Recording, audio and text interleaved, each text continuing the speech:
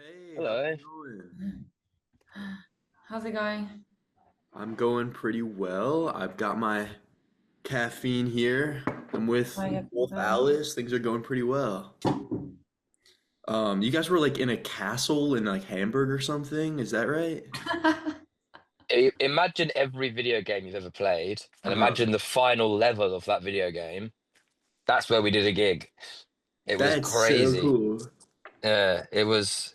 It sounded cool. If you left anything on the bus, for instance, it was Hmm. like doing like a trial, like a Lord of the Rings style trial to get out of the venue to go get your glasses. But apart from that, it was great. Yeah. But we're in Prague today, man. It was a really beautiful day in Prague. That's awesome. Well, Mm. you guys want to jump in and talk about the clearing? Sure. Sweet. So, excuse me.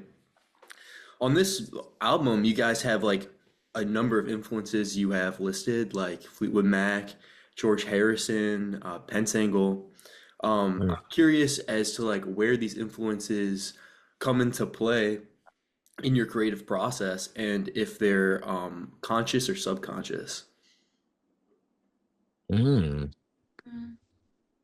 Mm. Yeah, all three of those, for me, all three of those artists were coming in.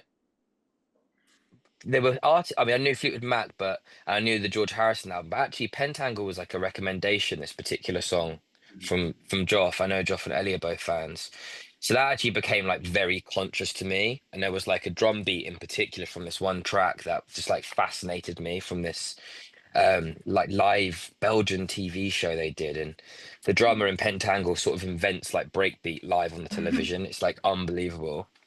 Um, and yeah, I think because we were just saying a second ago, like, all kind of chasing like maybe a different feeling from how we approach our writing, which is moving away from like darker kind of vibe, whatever that might be, but that just being like the chosen word, and moving towards a like a lighter frame of mind. And I think Fleetwood Mac embody that. And George Harrison's obviously made some, so much music with the Beatles, but that solo record, All Things Must Pass, is epic and kind of shoegazy at times, bizarrely with its wall of sound, but really up and melodic and huge acoustic guitars.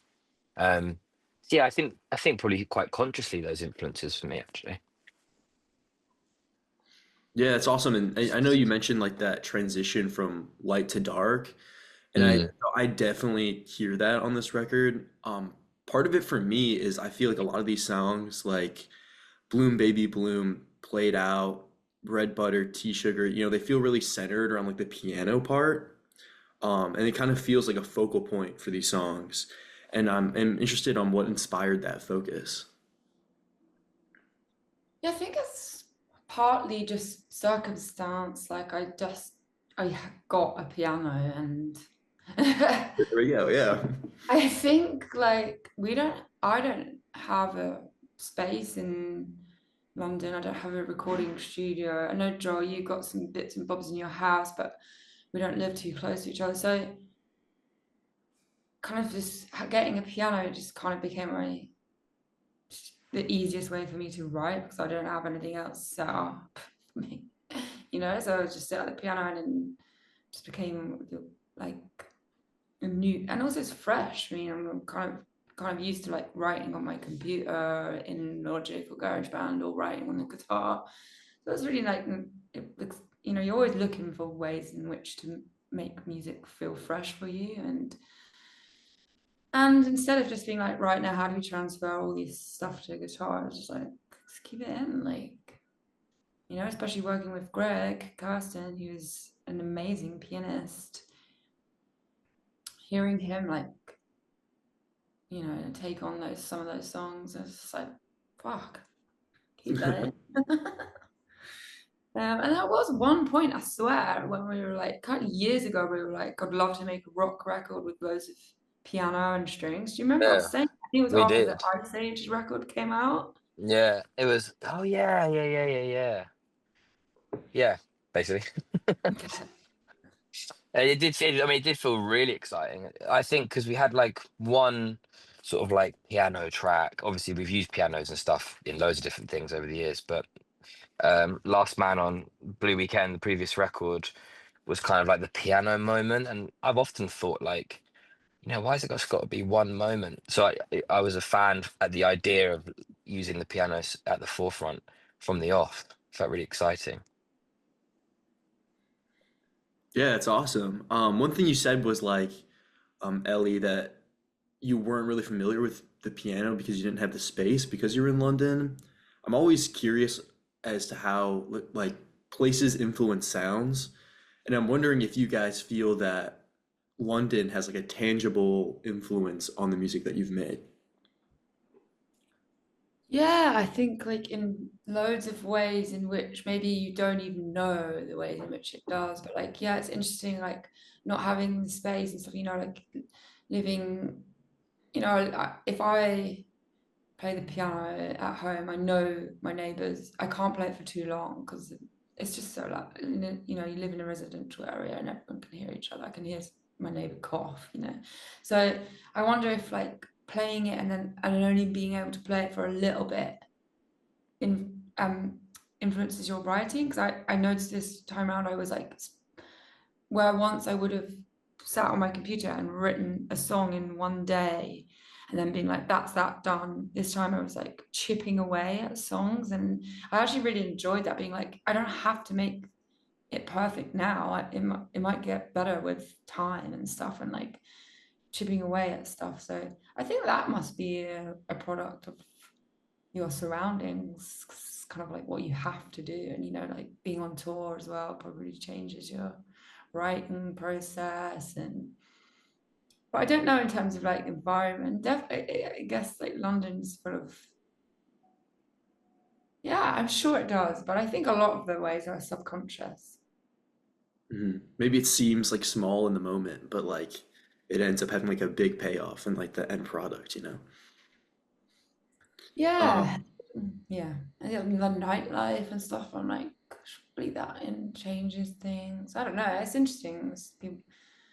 I would be keen to know all the ways in which we don't realize our environment is changing our songwriting. mhm. And I definitely feel like you guys have had like I mean, it's very clear that you've had such a huge evolution like across your discography. One moment that's like so cool in your guys' collection of work is when you start adding in electronic elements. And I'm a little bit of a synthesizer nerd, so I would love to know if there's any specific synthesizer that really inspired that addition in your music. Um, my favorite synth moment on this record is on Leaning Against the Wall. It's probably the most like obvious one as well, if I'm thinking right. And I think that's Ellie. Like Ellie just had the demo. And I remember, so I don't know what Ellie used, but I just remember. I imagine it was like a plug-in or something, right? On Linux Law. And I remember thinking, and I'm a bit of a synth nerd as well, and I'm very guilty of like not just one synth. You've got to have all the synths, and then Lewis stack it. Like I remember making like feeling myself in like all those kind of things. I really wanted to like push it. But I remember there was something so pure about how little there was synth, but it was just right, and it felt like that mentality was fitting in with everything else we were doing on the clearing, which was trying to be very considered, not to soup everything up with loads of dense layers.